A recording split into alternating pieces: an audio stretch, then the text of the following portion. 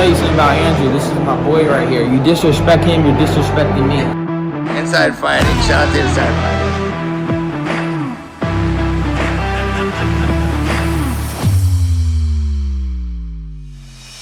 Greetings, nerds and virgins. It's America's favorite podcast, the Fight Season Podcast. It's me, Jesse Rowe, with Inside Fighting, joined as always by Timothy James, aka Timmy Shoes MMA on X.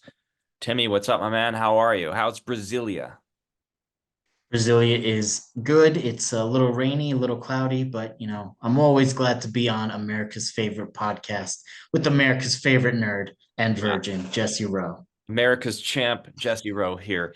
We're getting to that. Don't worry. We're not starting off with that, but we are gonna get straight into the people's champ, Nate Diaz. The fight news that we've been waiting for finally broke this morning. Nate Diaz versus Jorge Masvidal is official. We were waiting to find out. We weren't sure if this fight was actually happening, what was going on.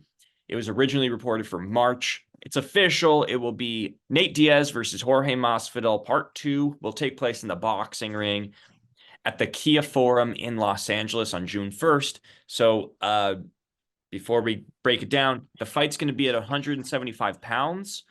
It will be 10 rounds.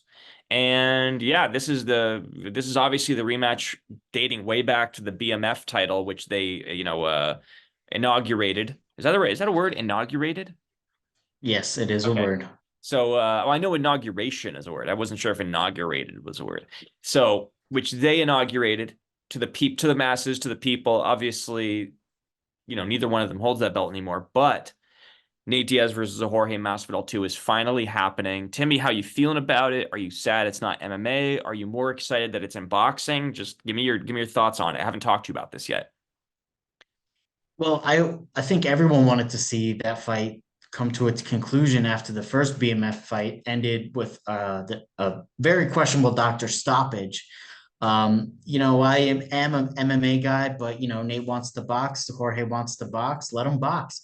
I think it's going to be a fun fight. I think it's going to be awesome to see. I actually think it being boxing kind of tilts things a little bit more in Nate's favor, because if you remember in that fight, Nate got kicked in the face at one point when he was getting up. So all things considered, I'm not surprised it's at 175. We also, Jorge's been eating well, which all power to him. I am too. Yeah, I'm not a pro fighter. So yeah, I'm excited for this fight. I think it's going to be fun. And I'm excited to see if the boxing dynamic brings anything different. Yeah, Nate's been enjoying those Cuban sandwiches in the 305. He's definitely been enjoying himself. He's in Miami. Those Cuban sandwiches are fire. Yeah. I was there. I've been in Miami once, and I made sure to have a Cuban sandwich. And I forget the name of the place, but it was like one of the most recommended spots. It was so good. Everyone says get a Philly cheesesteak in Philly, but Philly sucks, and so do Philly cheesesteaks. Go to Miami and get a Cuban sandwich. Yeah, that's all I'm gonna say.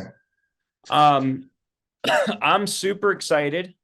And it's interesting that you brought up the point about boxing, because I think most people are about how it favors Nate because it's going to be in boxing. I think most people would disagree with you simply because Jorge is known for his boxing. A lot of people, like even Tyron Woodley recently said on a podcast, which will not be named, but he recently said, I'm just kidding, recently said that Jorge Masvidal is the best boxer in the UFC. I've always sort of disagreed with that. There are a few reasons why. We don't have to get into that, but obviously he's one of the better boxers in MMA. Jorge is known for his boxing, his great hands.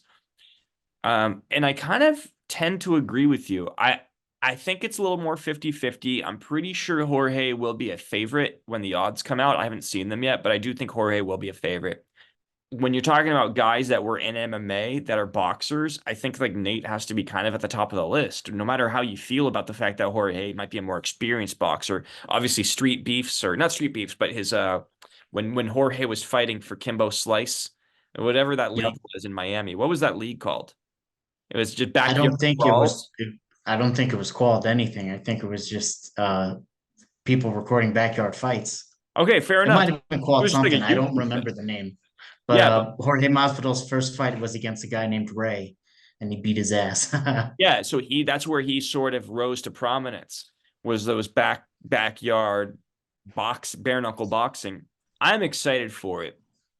Would I have preferred to see the fight in MMA?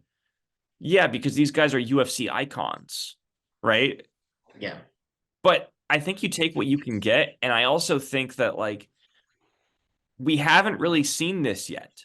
We've gotten the MMA guy fighting Jake Paul or stepping into boxing like Ngannou, but Ngannou just got slept by Joshua. Ngannou got beat by Fury. I know that you don't think that that's true, but he did lose to Tyson Fury on the scorecards. Split decision. Nate fought Jake Paul, who is, whether you agree or not, he is a boxer. He's a professional boxer. We haven't seen the two MMA guys yet who are true superstars stepping into boxing, going one-on-one. I think that we have had some other fights where there were MMA guys fighting each other. But they weren't like, they did not have the prowess or the name. Because they Aldo fought Jeremy Stevens in boxing. That's just not the same name recognition of these two guys. Like, Aldo's obviously a legend, but like, he's not a massive draw the way that these guys are. These guys like have started their own promotions. That's how big they are. So I think that it's obviously good. This is going to be Real Fight Inc. in correspondence with Gamebred. I think that this is actually kind of like a legendary moment. I think it's pretty cool. You're going to see two of the guys that are two of the biggest stars that UFC has ever offered step into boxing. I actually think this is a good thing for the sport. I know a lot of people have been saying that they're not interested. I just disagree. I think this is like a great way of showing how like these guys can sort of extend their careers beyond them being UFC superstars. I'm super into it. There's two. I just want to justify a little bit why I think the boxing favors Nate. One is that if you look at Nate's fights, there's a formula. If you want to win a fight, you want to kick his legs. Okay. Obviously, there's no leg kicking in boxing.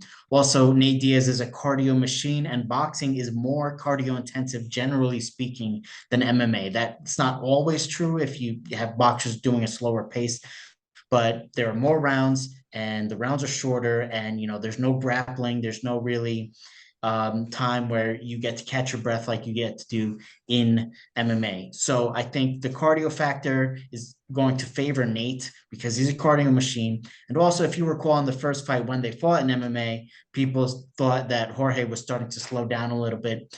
Nate has boxed recently, as you alluded to, against Jake Paul.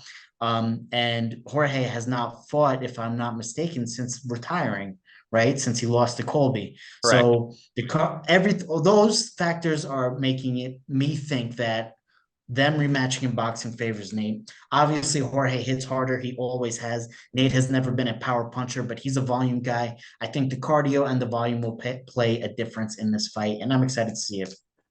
Yeah, I think that's kind of a factor here for me as well, because yeah, Jorge's obviously had like his incredible moments, but Jorge, I didn't think he looked good in his last fight against Gilbert Burns. I really don't. I don't think that he looked like his athletic ability was there. I just think I saw a decline where, like, I think in Nate's last fight against Tony Ferguson and even against Jake Paul, I felt like there was still some left into the tank that wasn't there for Jorge. But we'll see. Either way, I'm excited. Also, it's going to be taking place. This is how you know that these two guys are fucking gangsters. They're competing against UFC 302. Either 303 or 302, I forget what it is, but it's on June 1st. So they're going to be competing against the UFC pay-per-view. I thought that was International Fight Week? No, that's June 29th is International Fight Week. Okay. So that'll be the next one. That'll be UFC 304, I believe. So. Let me tell you something about Andrew. This is my boy right here. You disrespect him, you're disrespecting me. Inside fighting, shout out to Inside Fighting.